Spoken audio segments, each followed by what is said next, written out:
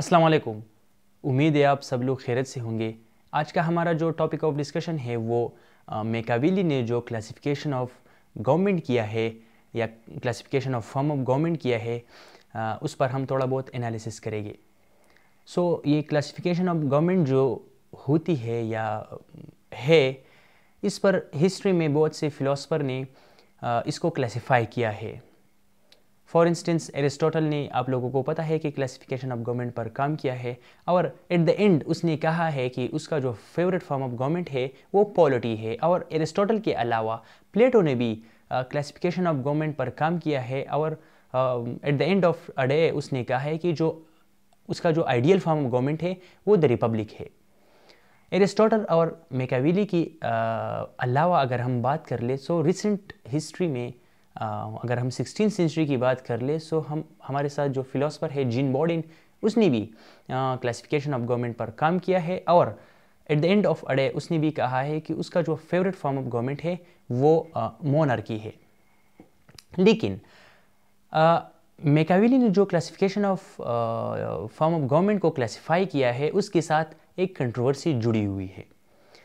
मैकाविली ने दो ही किताबें लिखी है, एक द प्रिंस है एंड दूसरा जो है वो द डिस्कोर्स है। उसने भी फॉर्म ऑफ गवर्नमेंट को जो है क्लासिफाई किया है, लेकिन इतनी वजाहत के साथ नहीं किया है और थोड़ा बहुत उसमें वेगनेस है जिसने बहुत से क्वेश्चंस को जन्म दिया है। और उसके साथ उसकी क्लासिफिकेशन ऑफ गवर्नमेंट की जो थ्योरी है उसके साथ एक कंट्रोवर्सी जुड़ी हुई है। बहुत से स्कूल ऑफ थॉट्स के जो फिलोसफर है उसको वो अपनी ही पॉइंट ऑफ व्यू से वो एक्सप्लेन करती है, जिसने जो कि मैकाविली की जो क्लासिफिकेशन ऑफ फॉर्म गवर्नमेंट की जो थ्योरी है उसके जो फैक्ट्स है या उसकी जो नेचर है उसको टोटली डिस्टॉर्ट किया है। उस पर हम थोड़ा बहुत एनालिसिस करेंगे। मैकाविली ने दो ही फॉर्म ऑफ गवर्नमेंट को जिक्र किया है। उसने तो दो ही किताबें लिखी थी, लेकिन उसमें जो मशहूर किताब है जिसकी वजह से आई वुड से मैकाविली को शोहरत मिली थी वो द प्रिंस है, कि जिसमें मैकाविली ने ऑटोक्रेटिक फॉर्म ऑफ गवर्नमेंट या अथॉरिटेरियनिज्म को प्रेफर किया है।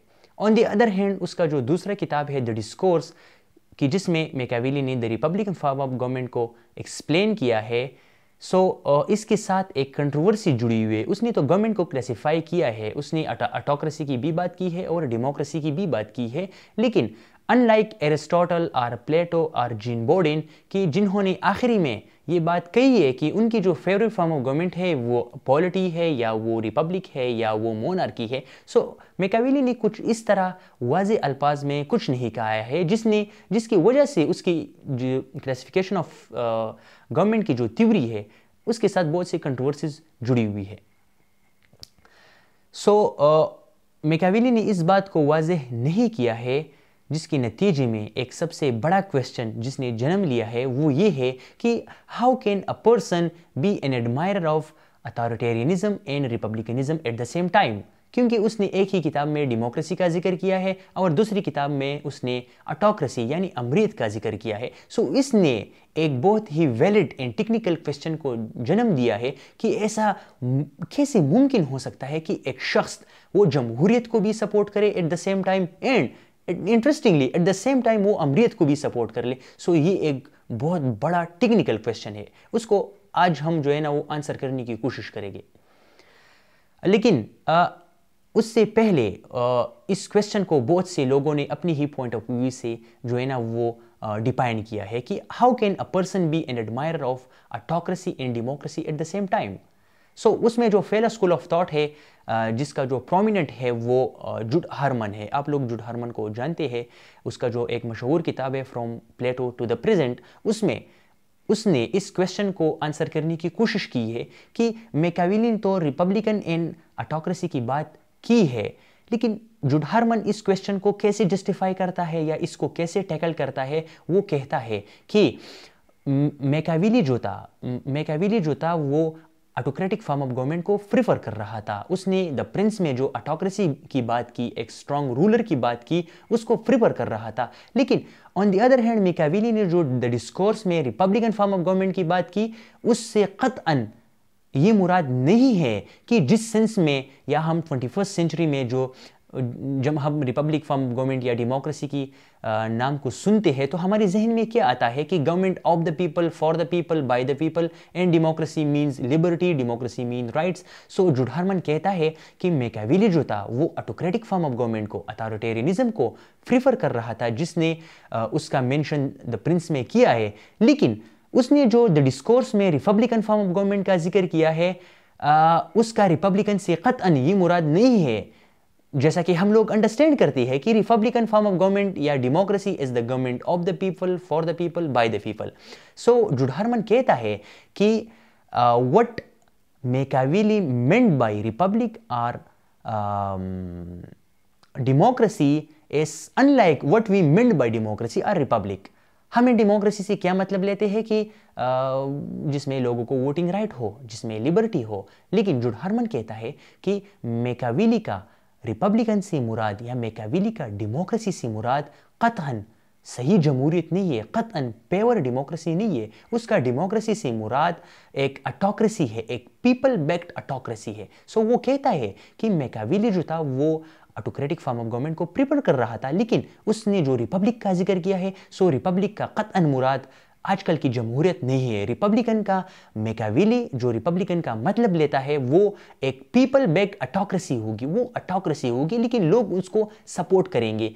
अगेन ऑटोक्रेसी को अगर सपोर्ट करते हैं तो मतलब ऑटोक्रेसी में कोई एज सच वोटिंग राइट नहीं होती, एक पॉलिटिकल प्रोसेस नहीं होता, एक इलेक्शन नहीं होती। सो जुड हरमन जिसने अपनी किताब में मेंशन किया है कि मैकियावेली जो था वो ऑटोक्रेटिक फॉर्म ऑफ गवर्नमेंट को प्रीफर कर रहा था, लेकिन उसने जो डेमोक्रेसी का जिक्र किया है उस डेमोक्रेसी का मतलब ही ऑटोक्रेसी है। सो इस क्वेश्चन को कि how can a person be an admirer of democracy and autocracy at the same time, so Jude Herman उसको इस तरह एक्सप्लेन करता है कि मैकियावेली जो था वो ऑटोक्रेसी को बैक करता था, लेकिन उसने जो डेमोक्रेसी का जिक्र किया है उसका कतअन मतलब आजकल की जमहूरियत नहीं है, उसका मतलब है people back autocracy. So according to Jude Herman, as far as Machiavelli are concerned, there is no difference between autocracy and democracy at all.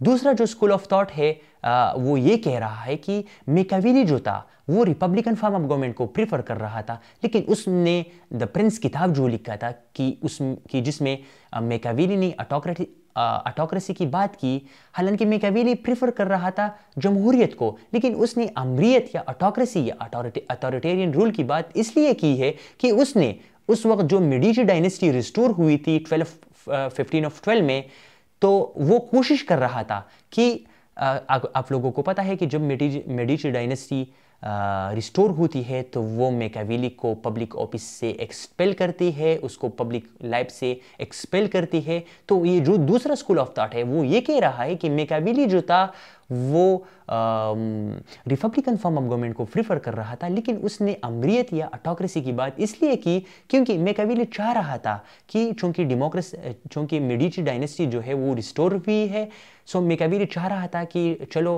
उस वक्त की जो मेडिची डायनेस्टी का जो सरबराह था, जो रूलर था, उसको ये किताब लिखते हैं, ऑटोक्रेसी की सिफात करते हैं, ताकि वो मैकियावेली को जो है वो पब्लिक सर्वेंट अगेन बना दे, उसको एक एडमिनिस्ट्रेटर बना दे, उसको एक डिप्लोमेट बना दे। सो ये जो दूसरा स्कूल ऑफ थॉट है वो ये कहने की कोशिश कर रहा है कि मैकियावेली जमहूरियत का हामी था, लेकिन उसने ऑटोक्रेसी या अथॉरिटेरियन रूल की बात इसलिए की ताकि वो मेडिची डायनेस्टी को अपीस करे, उनको खुश करे, और उसके बदले वो मेडिची डायनेस्टी से पब्लिक लाइफ जो है, चाहे वो एडमिनिस्ट्रेटर की लाइफ हो या डिप्लोमेट की लाइफ हो, उसको रीगेन करे।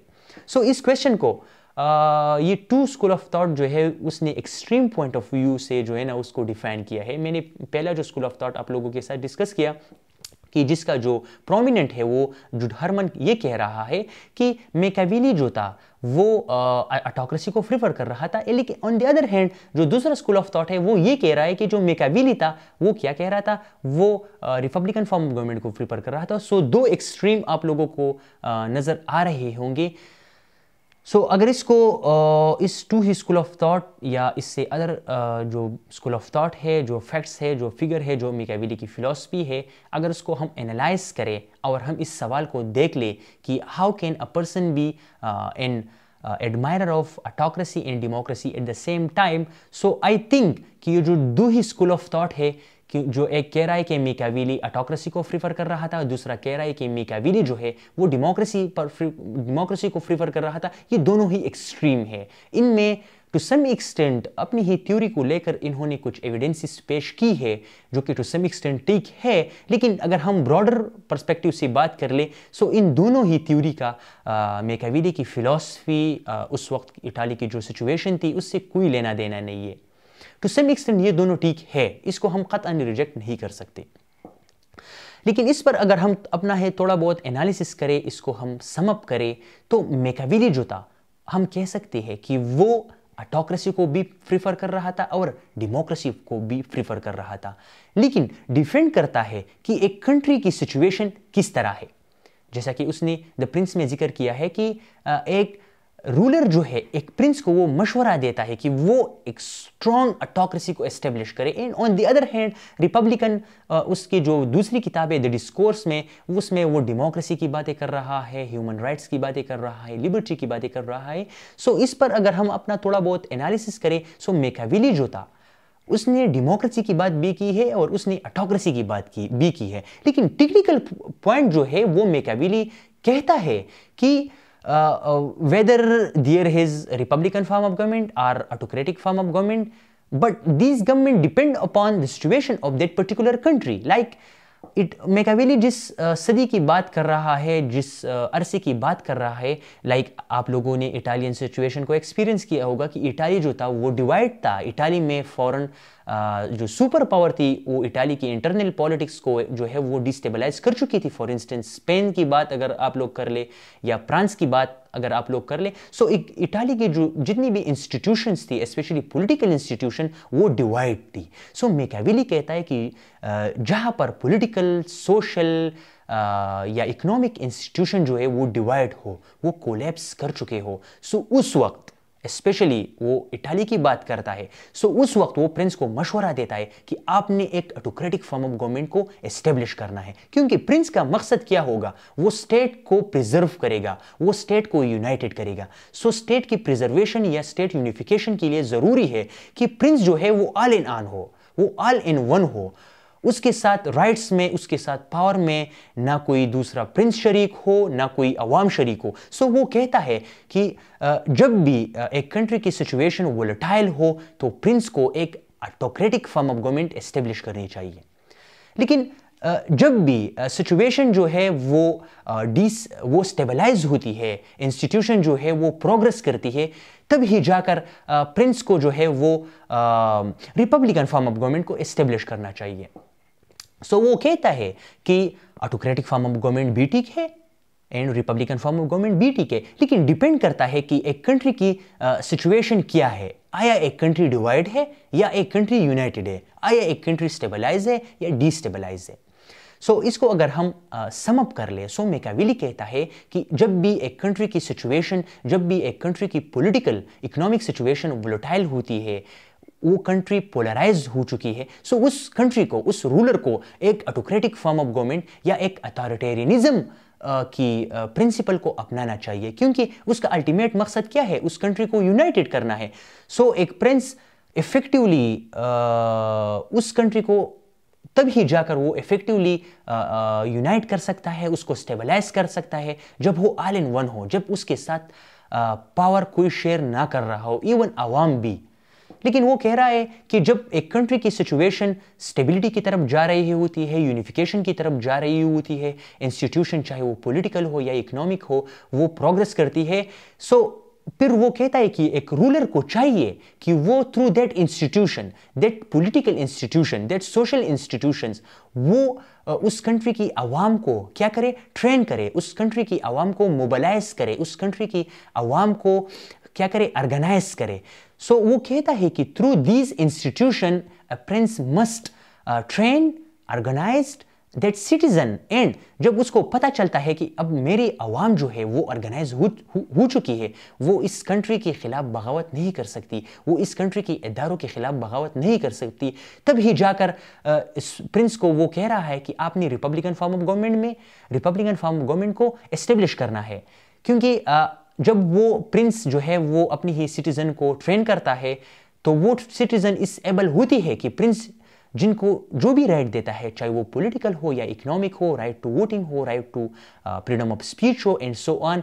सो जब प्रिंस उसको थ्रू पॉलिटिकल इंस्टीट्यूशन उस अपनी ही आबादी को, अपनी ही सिटीजन्स को ऑर्गेनाइज करते हैं, तभी जाकर रिपब्लिकन फॉर्म ऑफ गवर्नमेंट जो है वो कामयाब होगी। क्योंकि रिपब्लिकन फॉर्म ऑफ गवर्नमेंट क्या होती है कि government of the people, for the people, by the people. And उससे पहले प्रिंस ने ऑलरेडी जो है वो आवाम को सिविक माइंडेड बना चुका होगा, उनकी ब्रेन वॉशिंग कर चुका होगा।